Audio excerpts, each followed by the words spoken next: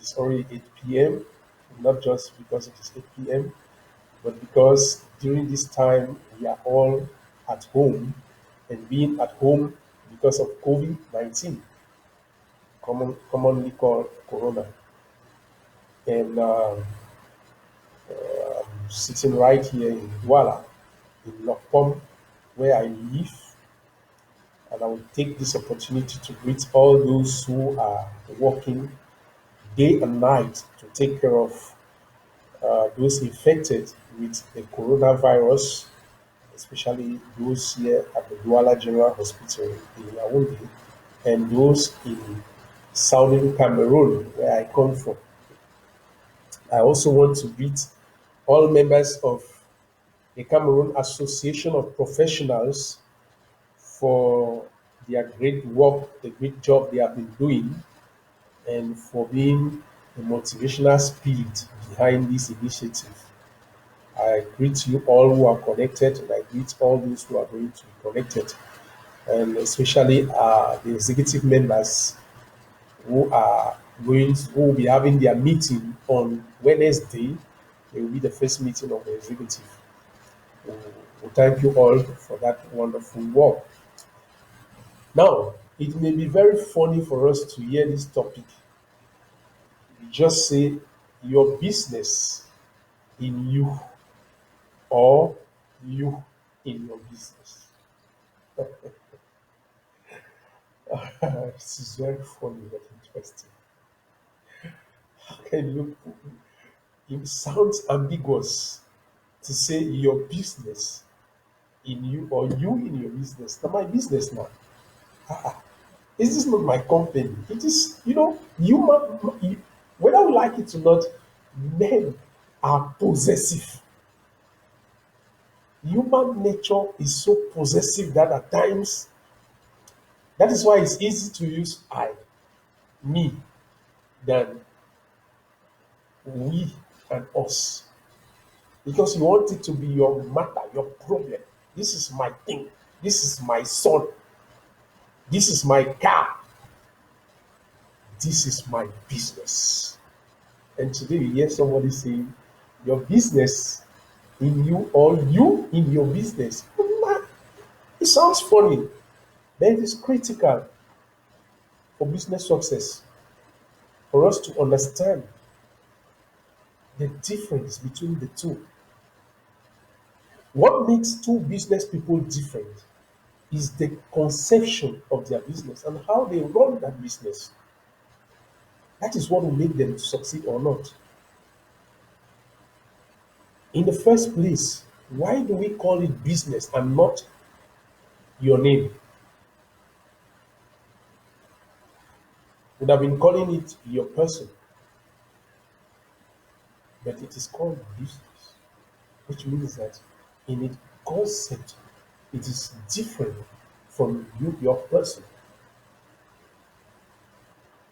And the first thing that we must understand when we are creating a business is that business is a science and can only be successful if it follows defined pattern.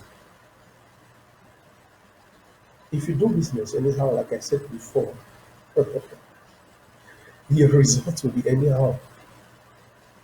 The reason why for you to understand the concept of business, because that is exactly the problem we have in the society today, and especially in Cameroon. That's why you see businesses that will go up and they will just crash like a plane with no nothing, just bam. You see somebody that was successful in business in a space of 2 months, nothing. Start asking yourself, no, what is wrong? But to understand this, we need to fully understand the meaning of business so that we can be able to see for ourselves which is better, your business in you or you in your business. We are not organizing this discourse to tell people how intelligent we are. We are simply relating to something that can make you be successful in your business career.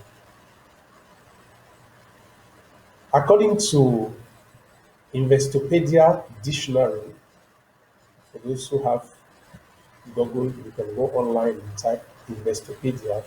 It's a dictionary I use so much for business definitions because they are very concise and direct. A business is an organization or an enterprising entity engaged in commercial, industrial, or professional activities. These can be for profit or even non-profit. Because mind you, there are some businesses that are not for profit. We'll come to that. It will be surprising. Because in our last discourse, we talked about business is meant for profit. But even businesses that we can qualify them as non-for-profit businesses do have profit. But it's just that they don't make direct cash profit like we may think. For example, an NGO is a non-profit organization, but they have their objectives, and the attainment of those objectives is what we can consider as their profit, but that they don't have direct cash profit as we may think. Therefore, business is also an organized effort and activities of individuals to produce or sell goods, offer services, or whatever for profit. Therefore, if a business is a concept, if a business is an organization, if a business is something, then there must be a detachment of persons to business, which means you, as I'm speaking now, you who is running a business, you are in the business, and the business is not in you. We'll be coming to the consequences of your business in you and the advantages of you being in your business. But we are going to focus much on making you to understand that you need to be in your business because your business is not you. I am Agbotem Jean Claude. My business is not Agbotem Jean Claude. From the moment I understand that the business is a concept, it's an organization, it is something I have defined to do that will produce me money. And the moment I understand that it has to be done according to defined procedures, it means that I am now part of that business and not the business, which means I should be ready, first of all, to lay down to understand the kind of business I want to do. And that is why in business we talk about business model. What is the model of your business? Your business model is defined based on your business objective. And once that is done, my dear, you understand that you become you are in that business. That is, you don't do things the way you want. I'm the boss. I can go to the office when I want. No, you can't. I can do what I want. No, you can't. If you do that, then we are no more talking about business. We are talking of your life. Because in your life, as a person, you can decide when to go and drink beer, when to go and eat achu, when to go and eat ewu. That is your life. You can decide that I'm not eating today. It is your life. You can decide to marry three wives. It is your life without looking at the consequences. But from the moment you define your business, you don't do the way you want based on your business objectives that defines a suitable model. A business model is the way of doing business because you don't do business like everybody. If you do business like everybody, then it is no more a business. Then it is what we can call copy and paste. What make you particular, even in the sight of your clients, is the way you do business. That is what we call business model. Like, let's take for example, you want to open a restaurant, and because you want to open a restaurant, I like restoration food, restoration business so much. Don't be surprised I'm using restaurant. I also enjoy food. The issue is you ask yourself, what is going to make my business, my restaurant particular?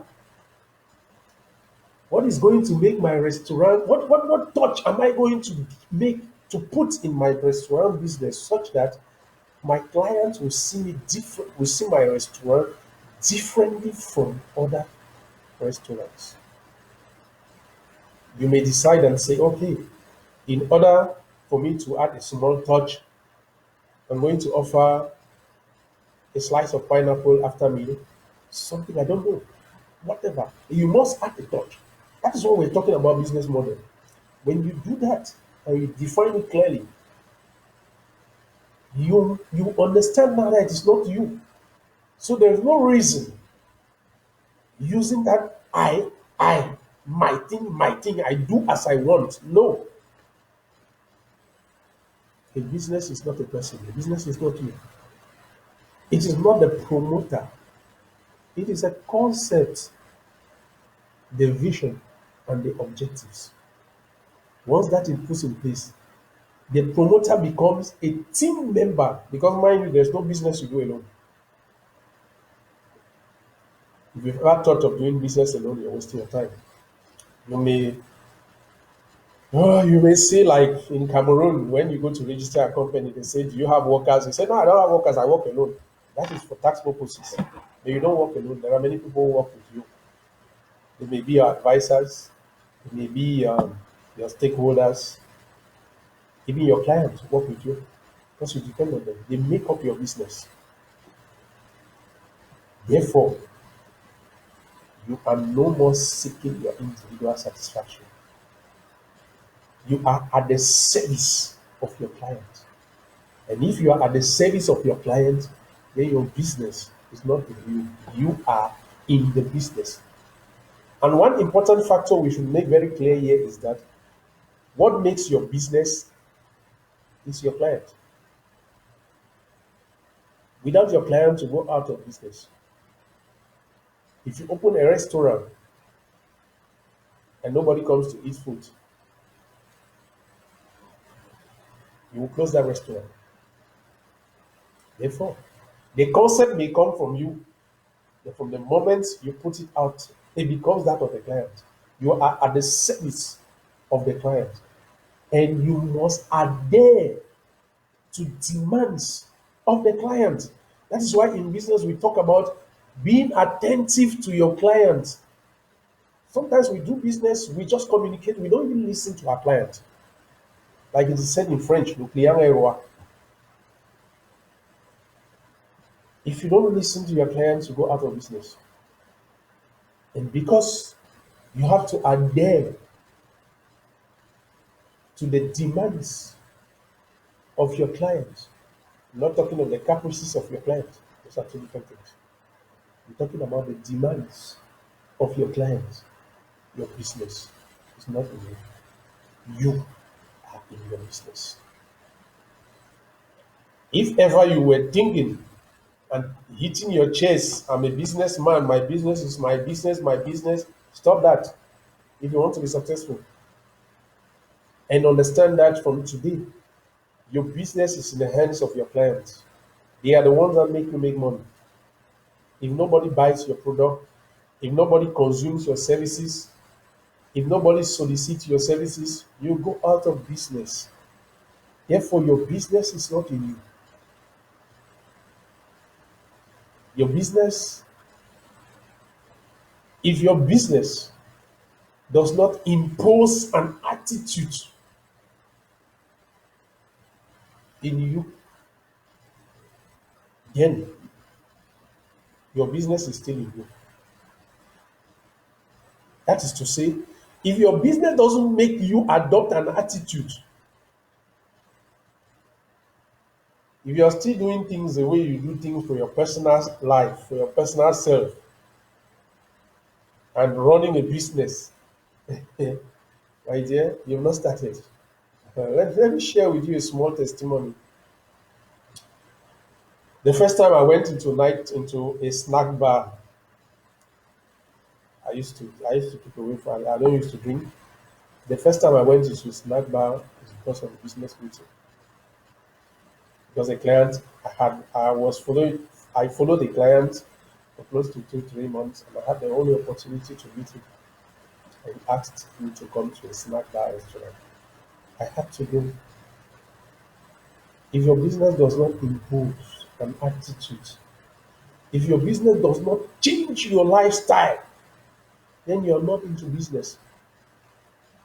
There are people you will not see them go and drink and get drunk. It's not because they don't like drinking. It is not because they don't like to enjoy themselves, but it is because of their business, the businesses they do. They have to consecrate themselves for that business. Either you are or you are not. Unfortunately, some business promoters allow their businesses to be in them instead of the contrary. They even do things. One of the things that one of the things that tells us that our business is in us is the way we manage the money of the business. There are some people, their businesses make a lot of money, but the way they manage the finances, the money of the business, it's as if it's their pocket money.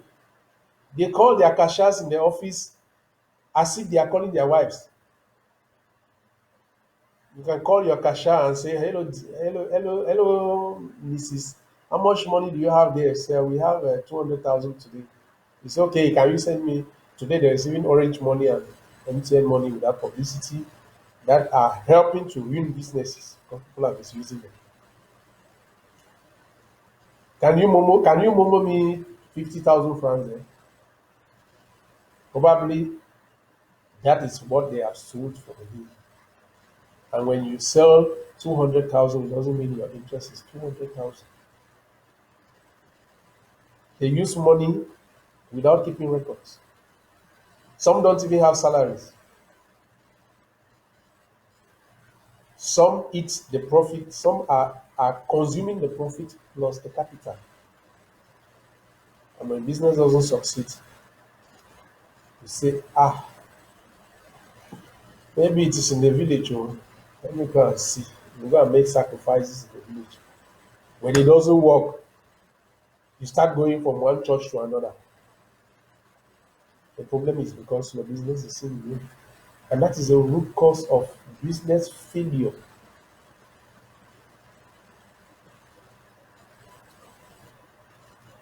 Are you in your business? As I'm talking now, you should know yourself. I may not pinpoint all those things that make you understand that your business is in you for you to change and become in your business. The way we recruit in companies, we recruit out of affinities. If I not recruit my brother, now who go recruit you again? If I not recruit my own sister, now who go recruit you? We don't care. Are they competent or not? That's why you find people sitting in companies handling functions. If you ask them, did you do accounting in school? They say, no, they just tell me, say, my account will work and they're showing me what to do. Oh, Just imagine the way you recruit people into your company makes someone understand whether your business is in you or you are in your business. Do you recruit with precise mission and job description? Do you evaluate the people you recruit based on their capacity, on how to do things? Or do you recruit them because they are your relatives? Or because a friend called you and said, Master, my pikin don't just finish school. You say, send her, let her come in. Or send him, let him come and start to work. These are the things that can tell you if your business is in you or not the business. Even those who have a team, are you a leader or a boss? There are some people having companies, they are managers, CEO, directors, whatever they call themselves. They can't even tell you the last time they had company meetings because they don't want people to challenge them. Because they know they are not doing the right things. Some even recruit people to tell them what to do. That's the concept. Instead of recruiting people for them to tell you what to do, you recruit people to tell them what to do. There are a lot of these things we may be talking about.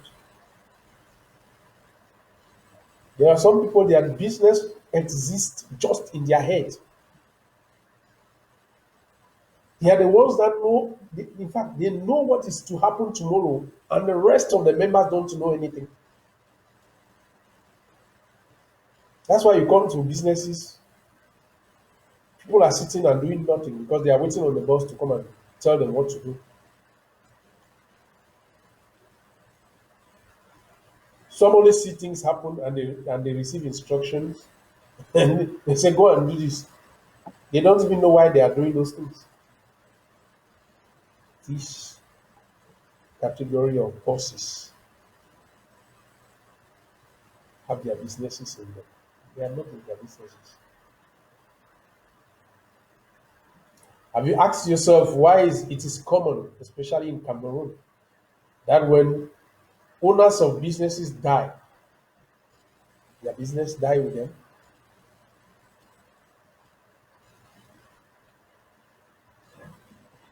Maybe. But let us conclude this session or round up this session with one important announcement, one important demonstration. I like to say my business mentor is Jesus Christ, the Savior of the world, whom we celebrated the resurrection yesterday. Have you people ever asked yourself why, when Jesus died, resurrected, went back to heaven, why the ministry did not die? It is because he followed, in fact, he taught us something very peculiar. Jesus came into the world not just to save mankind, but to create a ministry, and that ministry is the church.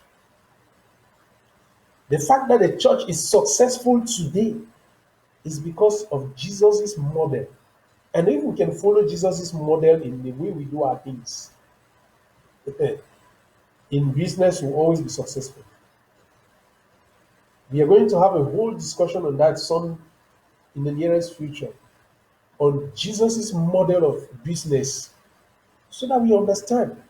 It's unfortunate that some of these things are not taught to us, and at times we think that okay, the Bible doesn't talk about money, the Bible is against money, and so we cannot learn something from it. No, in Jesus' model, you can put in place a very successful business in such a way that Whether you are there or not, your business is successful. And that is why in John chapter 15, Jesus told the apostles, he said, listen, I no longer call you servants, I call you friends. How many bosses in companies can call their team friends? Talk less of even demonstrating it. Some don't even accept greetings. Some bosses are like lions or much more. Immediately they are coming, everybody is running away. When they are there, everybody is pretending to work because they are afraid of the boss. The boss is there, the boss is there, the boss is there. Is that how Jesus treated his apostles? Some bosses are even afraid to delegate because they are afraid that they may be betrayed. Afraid even of the shadow, their own shadow. But Jesus did not fear to delegate. He sent the apostles. The Bible told us that he sent them two by two. And when they came back, they gave him the report. He was not envious. He only told them, rejoice because your names are written in heaven. How many businesses can claim to be in that model? A model where the team members can work without you.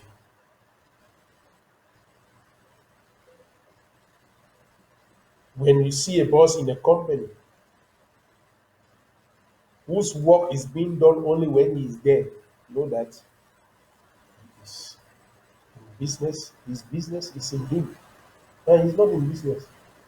Because if a business is an organization, whether you are there or not, the business is supposed to function. But if you don't do like that, immediately something happens to you, that you are gone. The business dies. In order for your business, in order for you to be in your business, before you start a business, it is proper to work with someone that can guide you, define processes and procedures for the functioning of the business. And not just don't just define the processes, because there are people you define the processes and they don't even follow. You know, they don't want to sacrifice. That's why in Africa, bosses are the last to come to work. They open the office at 8 o'clock and the boss comes at 12 o'clock. And by 2 o'clock, he's going back home, thinking that he's going to the house. He's not going to the house. He's going to a hotel, maybe with a small girl somewhere to go and enjoy himself. Not caring about the welfare of the business. When these processes are defined, when procedures are put in place, they must be respected because you, as the boss, you are the first person that creates the energy in the business. And this energy should not make you be possessive of the business. Let the business possess you. If the business says you should be in the office till 12 midnight, you must be there because the business now possesses you. If the business says tomorrow you must go to Yaoundé and meet a client, whether you like it or not, whether your body shows or not, you must go. You become a salary worker of that company, despite the fact that it is your company. We must abide to those process and procedures because they are defined in the business. Your business possesses you. Don't just behave as the way as if you like as if you are in your village. No, you must do things the way they are supposed to be done. Once those procedures are defined, and you must listen to your counselor or your mentor, or whoever you consider as elderly in business to guide you. It's not there to caress you. In business, we talk about result, and the result is what matters. A business without processes and procedures, running your business without a procedure, without a process. A procedure defines how things are supposed to be done.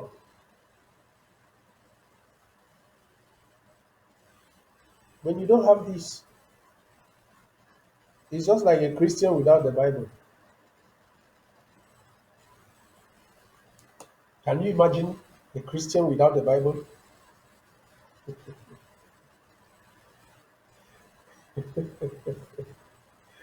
Imagine a Christian without the Bible. That is what happens to any person that is running a business without processes and procedures. In industrialization, we talk about in the industry sector, we talk about processes. In normal business management, we talk about procedures. These procedures define how you get your clients, how you handle them, how you manage your money, how you manage your workers, how you recruit your workers, etc. When you have all this, dear people, then your business, you are now in your business, and you can allow yourself for your business to own you, such that the same way your business owns you, so too your business owns everybody working for that business. I once told a former boss, I'm not working for you, I'm working for a company. They say, I'm not working for you. They say, you are my worker. I say, I'm not your worker. What's that two different things? And these are the kind of languages we hear from bosses in companies. You are my worker. And that's why when we are talking, we can't even say I'm waiting for my collaborator. I'm sending my worker to you. They are your collaborators. Even the way you communicate, there's a communication procedure in every business that trains people how to talk. And some people disregard you because of the way you communicate. Simply because you consider your business to be in you, so you think you can talk like that. I'm sending my worker, I'm sending my secretary, I'm sending my. There are some clients who are sensitive to this kind of communication, and when they hear it, they become mad. And tomorrow, when you don't get the business, you start accusing people in the village, or neighbors, or family members. The problem is you. So, dear people, all viewers, even those who are going to follow on YouTube, what you should understand after this discourse is that don't allow your business to be in you. Allow your business to possess you, which means you are in your business. Define procedures. Have your business plan well defined so that you know where you are going to, where this business is taking you to, not where you are taking this business to. Once procedures are put in place, abide to them in total because you are part of that business. Make your members the team that God has given you because it is God who gives. Don't make them your servants, make them your collaborators so that they can work together. If you need more business advice and assistance, you can always like our page, our Botem Business Consulting. We are here to for this purpose. We are ready to listen to you. You can also contact us through our numbers, and we'll always do our best to help you. If there is need for teachings, if there is need for organization of in-company training, etc., we are there for that. But what is important is come to us and tell us your problem, and we will make our every effort to come back to you with better proposals, because our main aim is to make you successful. So stay safe during this period of COVID-19, and make sure your family is also safe. Because if you expose yourself, you expose all those who are around you. You stay safe, not only for yourself, but even for those around you. Let's continue to pray for a global solution to the COVID-19, even as we thank God for keeping us safe and sound all through this period. See you next time. Stay connected to our page, as we shall be updating you people on our next topic of discussions. Good night, everybody.